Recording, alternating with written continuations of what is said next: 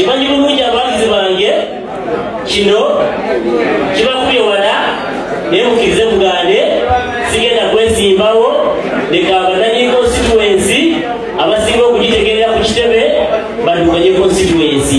Kimanyi bulungi kuba pulezidenti nkimanyi bulungi abantu bange nze nabalaga NUP nzigyeko tewayo bajjagambira kinsubukapo wakutte sente kati kansigale nkole byenyina okukola nja kusigala n'abantu bange nja kusigala nkola betubale tulina okukola muleme kunekwasa bakama bange.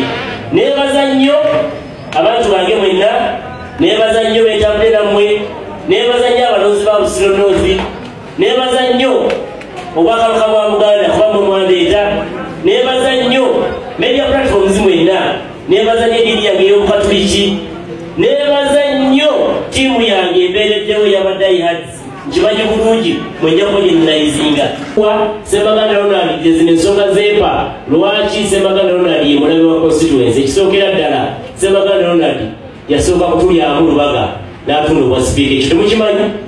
Ekyo mukimanyi bulungi. Ssemaganda Ronald tazaaliwo wano wa myezi 2 wano atukulembera atya ku bintu byetukoledde wano eno. Kale singa sinze yalibadde Seddon, singa sinze yalibadde omuntu omuki omulala. Ssemaganda Ronald atukoze obekirana.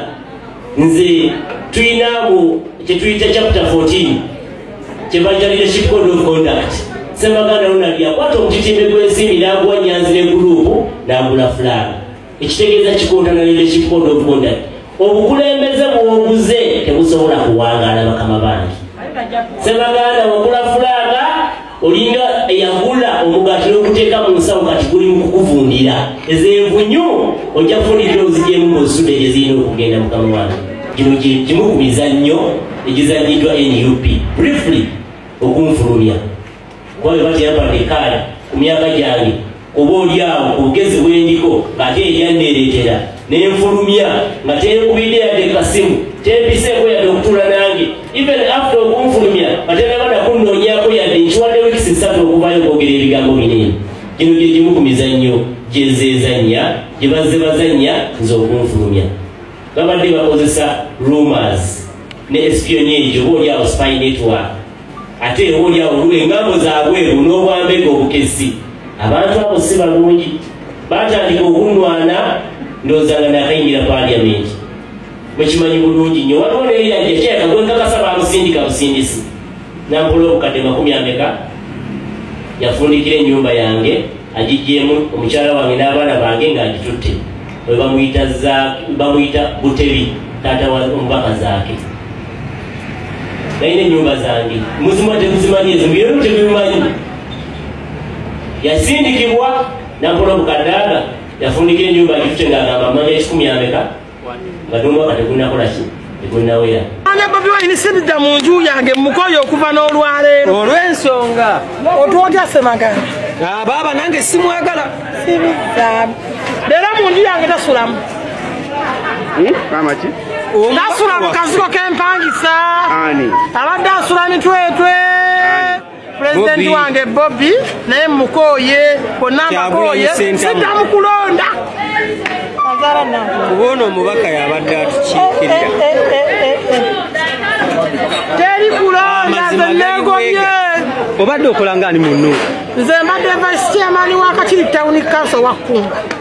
Siddamu kulonda tompa nakazimba gyegenda ku kitebe. Njagala okuweereza abantu bonna abali ku kitebe ky'obujoozi ekiri e Kavule abalowooza nti bajja kutegeereza abaloozi ekyo kifu. Erinnya lyange ez'Essaaja James Mukalazi nze nakulembera constituency eno nga tunoonya akaluka 2022 neyaza olwaleero njagala okugamba message eno siri mweteefuteefu kulembera constituency eno nga noonya akalulu nga nkulembeddwa omulema Ssemaganda Ronald. Sijja kukikola. Njagala okulaga obwekuusa wamu n'obutali butuufu. Tuyina abakulembeze 2,294 awo bali ku mutendera gwa Kkunga. Yalo kwebaza chairman wa Kunga. Kunga yalondo okukulembeza okuva ku bwa constituency. Netulondo bwa magombolo muka asa tuleta mu council 3. Netulonda emiruka gyaffe 35 n'ebyalo 142. Baliko abakulembeze 12,900 mwana mu bana. Tewali wadde n'omu yeebuuzibwako nga bali mu kaseera k'okugaba kaadi. Twebuuza babagaba kaadi bye bagaba babijjawa era basinziira ku ki?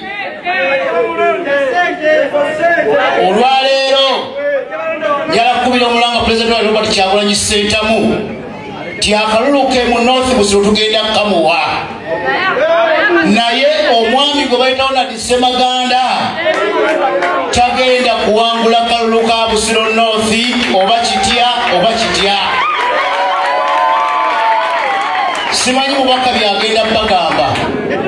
Leero olunaku lwa mubaka agenda bagamba asaba mugume. Nze nsinza okuyisibwa obubi mu kisanja kino kubanga omubaka tayeeyagalangako wadde okweyagaza abantu be. Ate era nze mbadde nsinga okwagala okusanyukirako awamu n'omubaka. Ebyo naze nsinga obyagala. Naye leero olunaku lwe kyenva ngambe sigenda kwogera nnyo, mbaagaliza obulamu obulungi. Tugenda mu kalulu buli omusalawo kyoyagala ku mutima gwo, naye tugenda kugoberera Jjogo akatebe k'ejjoogo akali ekavule.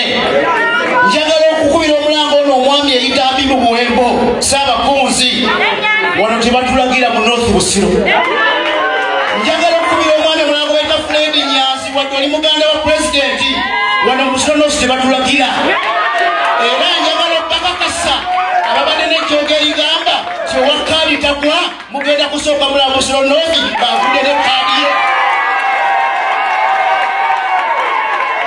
Ekyo kiddamu abadde bagamba nti ewakaadi tegwa aba NUP mugenda kulaba Nadi Ssemaganda Busiro North ng'avudde ne kaadi ye.